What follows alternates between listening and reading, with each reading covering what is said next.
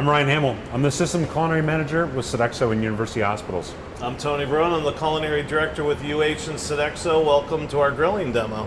It's Culinary Foundation's grill demo today. It's starting to warm up a little bit. Grills come out. I'm going to cover a couple of topics for you as we teach you about the fundamentals of grilling. We're going to talk about the different types of foods that you can grill. We want to lean towards thinner cuts of meats, chicken breasts, seafood, stuff like that. We don't want to cut big roasts. We also want to make sure that we're cooking tender cuts. They cook a little bit quicker, cook through. We're going to talk about how to prepare the grill surfaces. We've got some grill pans in front of us today. This is what we'll be working with.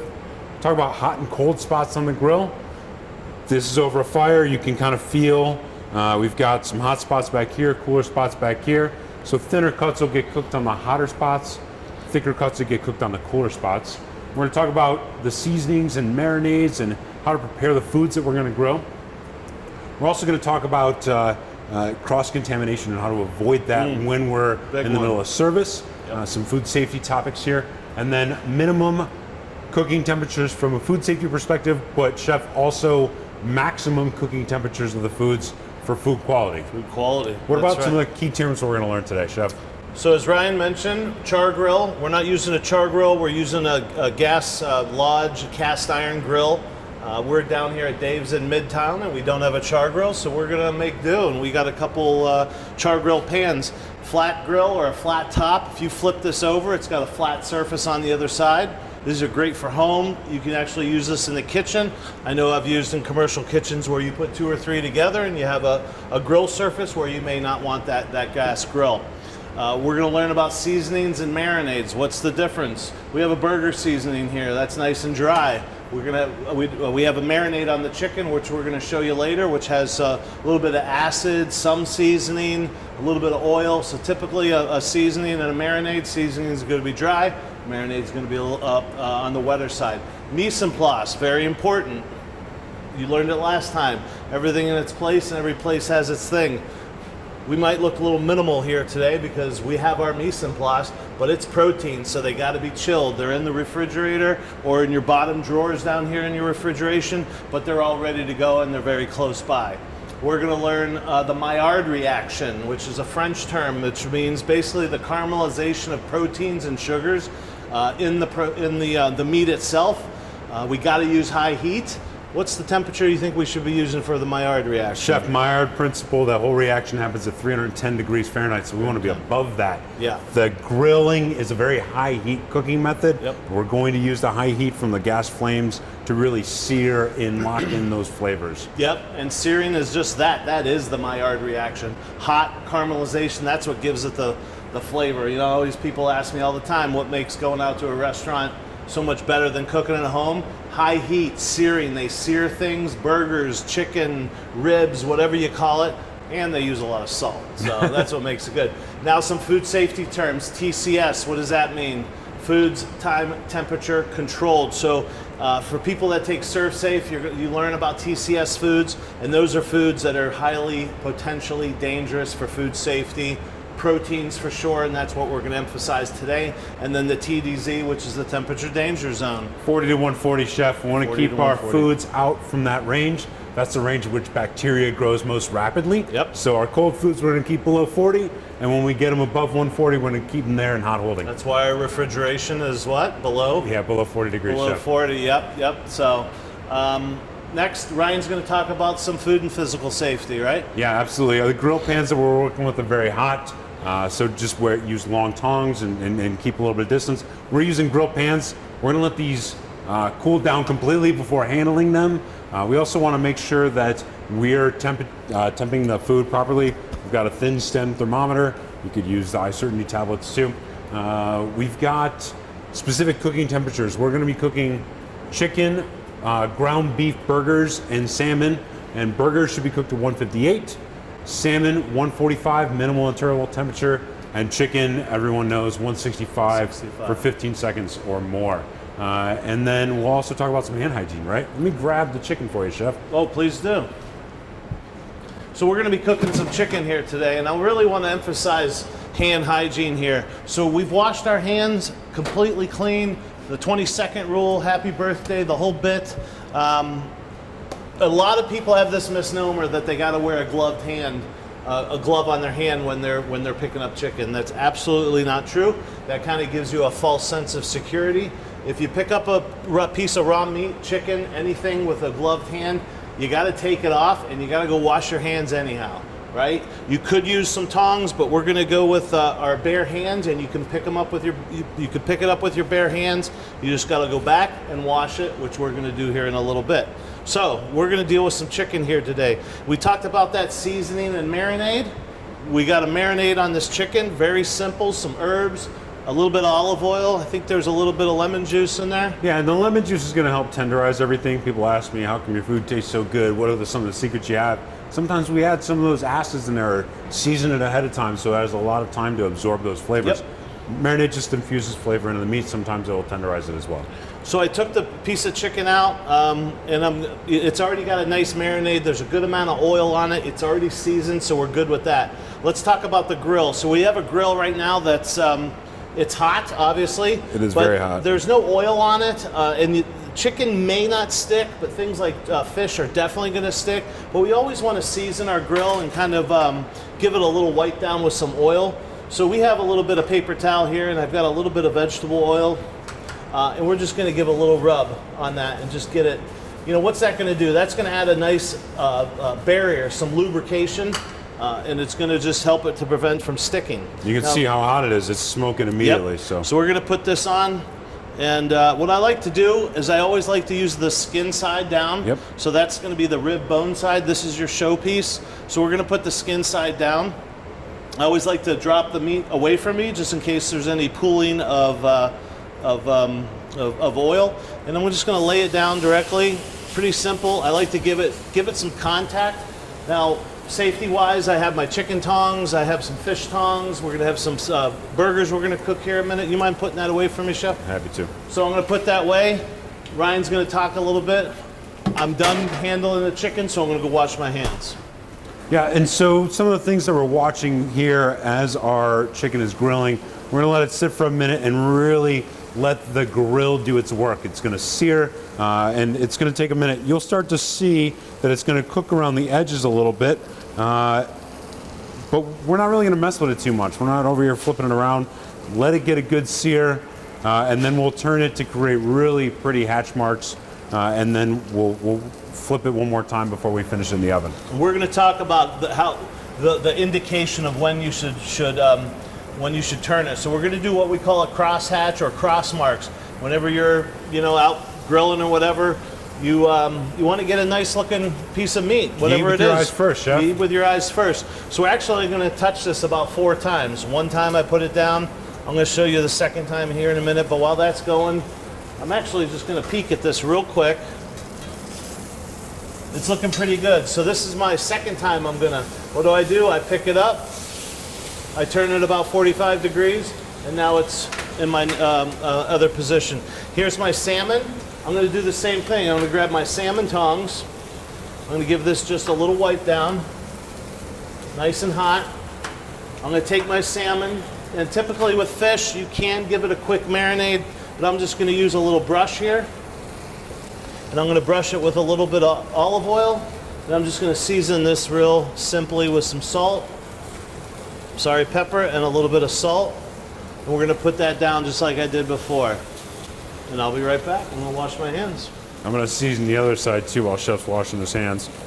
And you can see on the salmon, we actually put it bone side down first, skin side up.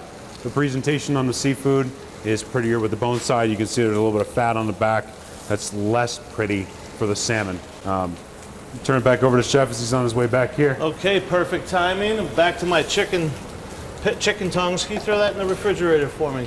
So we're going to turn this over. Look at that. Oh my. This is my 3rd time. Look at that. Look at those marks, nice Chef. Little cross hatches. And this doesn't take long. You've got a hot grill. A lot of people are afraid about salmon. Wow, it sticks, it sticks. You got a hot enough grill. You've got that layer of oil on the salmon. You got that layer of oil on the grill itself. Watch this. Now, if it sticks, I'm in big trouble because I'm on live TV here. It won't, though. Look how beautiful that is. Wow, super clean. Little bit there. And we're gonna let those go. You wanna do a burger? Yeah, let's do a Let's burger, do a chef. burger while that cooks. Typically with this now, what I'm gonna do is I'm gonna flip over the salmon, then we're gonna put it in the oven. You really don't wanna cook, depending on the size, I would make some determinations. You could probably cook that chicken all the way through on the grill right here, and we may do that, but sometimes the chicken's a little bit bigger. Salmon itself, you could probably cook that through, but we're gonna actually put that in the oven here in a minute, okay? We're gonna let that go just a little bit longer. I'm actually gonna flip the salmon now. Look Wow. at that. Great Beautiful. colors. That's exactly what you're looking for. Look at those cross marks, and they're not only are they beautiful looking, but they're even, and they kind of have that just kind of perfect look, right? Yeah, they look beautiful, and there's food's got a lot of moisture on it still. Looks great, chef. Okay, this is what I'm gonna do. I am gonna take this off, and I'm gonna put this in the oven, because it's time. It's only gonna need a couple minutes in the oven. Yep, and then I'm gonna take this off as well. Put these in the oven.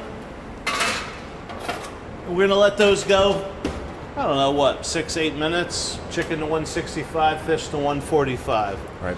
Okay, And the max temperature that we're gonna take it is really, we don't wanna take the chicken beyond 185. Above 185, all of the moisture inside the chicken evaporates out. It gets dry, it gets tough. Really, 165 to 170 is kind of your sweet spot. Above 175, 180, we need to go back and start over. With fish, the salmon, it's got a lot of fat in it. It's really good. 145 to 150, 155. Above 160 though, salmon dries out. It gets kind of fishy too. When you cook it the right temperature, it's gonna be a lot tastier. I'm seasoning this burger. These are fresh burgers. I'm gonna season these with a little bit of my homemade burger seasoning. I'm gonna do both sides. So I'm gonna wash my hands and let those go. So with the burgers, I guess it doesn't matter what size you put down first. We're gonna give them a minute.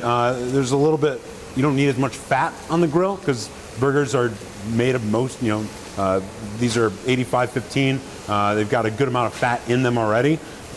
We're gonna look for a little bit of graying around the outside before we flip them. That's gonna indicate that they're starting to cook a little bit and they're ready for that first turn. Again, 158 is the minimum that we're gonna cook this burger to, but we don't wanna cook it too much further than 165. After that, same thing, all the juices evaporate out, it gets a little bit dry.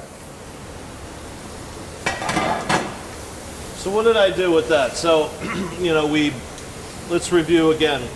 We got the protein, I oiled the grill, cleaned it, oiled the meat, whatever it was, salmon, fish, laid it down.